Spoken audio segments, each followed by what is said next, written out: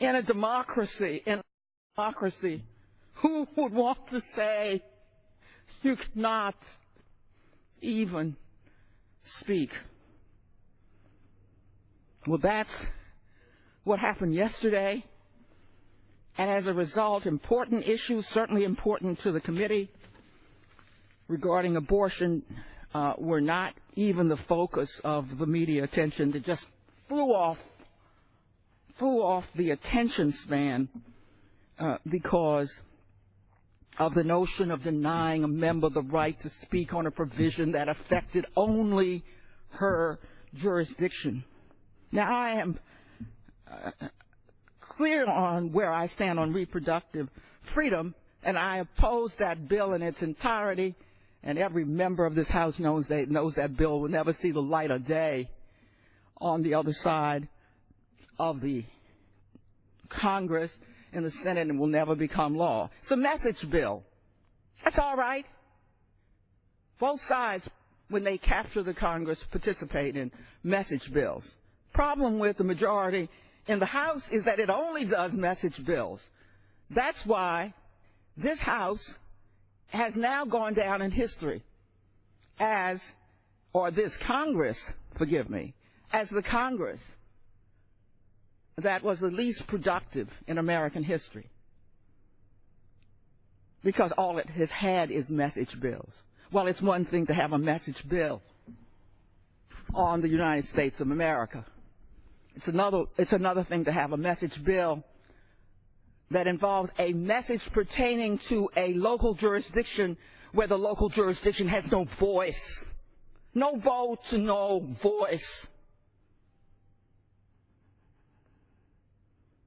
The bill managed to be an affront on 2 counts in the same bill. It denies our low-income women the right to reproductive choice that we would grant them by paying for their reproductive choices, as my colleagues in 17 different states do.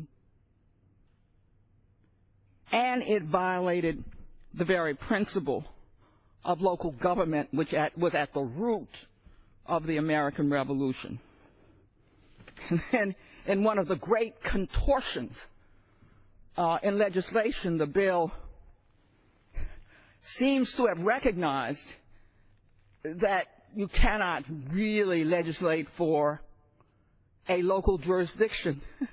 So it redefined the District of Columbia as a part of the federal government for purposes of abortion. Imagine having your city and your council, your county, redefined as now a part of the district, the United States government, in order to pass the bill you want to have passed. That was a concession that they shouldn't have been passing, shouldn't have us in the bill at all, that they had to redefine us out of who we are into who this nation is.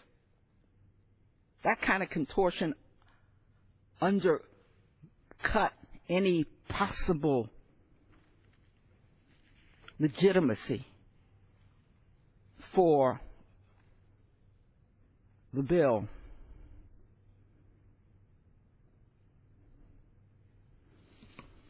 This is the kind of thing that led to the war on women last Congress, and you see what effect that had. So if Republicans want to start out again with the member who cannot act in the way they do because she doesn't have a vote on this floor, by denying her even the right to speak on a bill affecting her jurisdiction, go at it. We will not let it rest.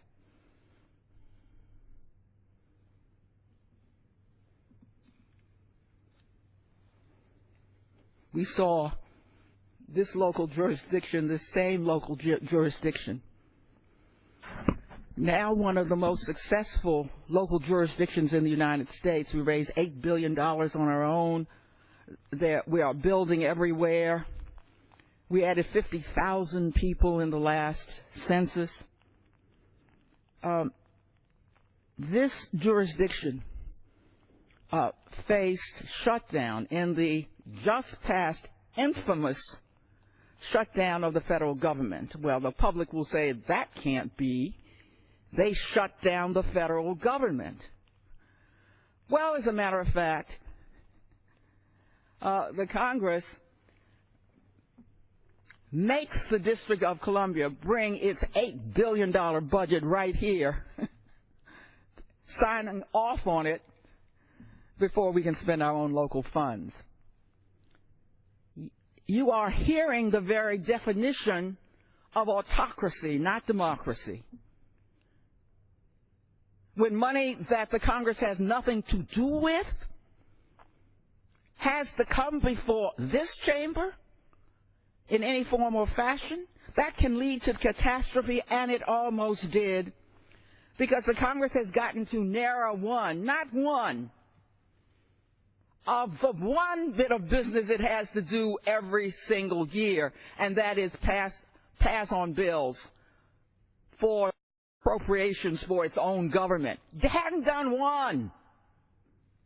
Well, among those, tucked into one of its bills, was the independent jurisdiction of the District of Columbia. The mayor was put to using contingency funds to keep the city open during those 16 days. Normally, he has to do the same preparation that OPM has the Departments of Education or the Department of Transportation do. Instead, he used his contingency funds. The problem is he was running out of contingency funds.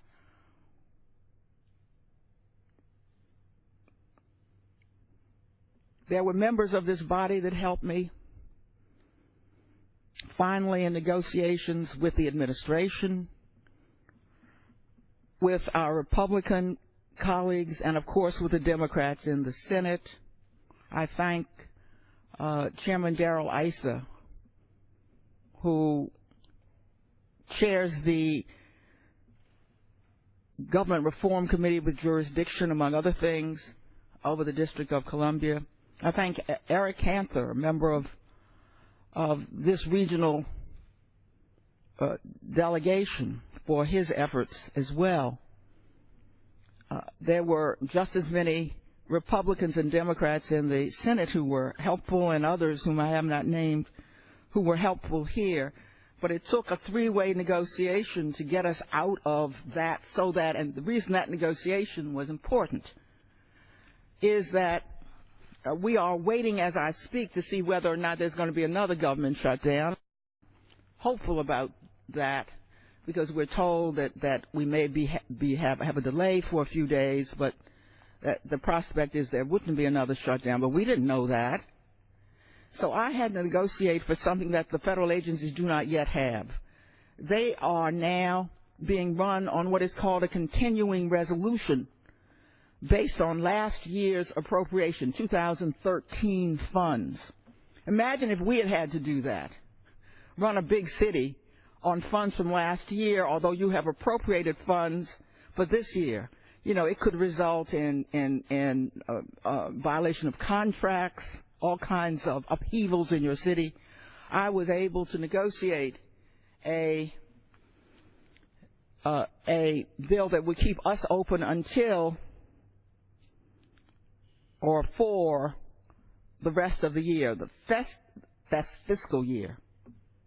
The federal government still has to do that for its own agencies. Why in the world would anybody want any local jurisdiction to be caught up in that mess?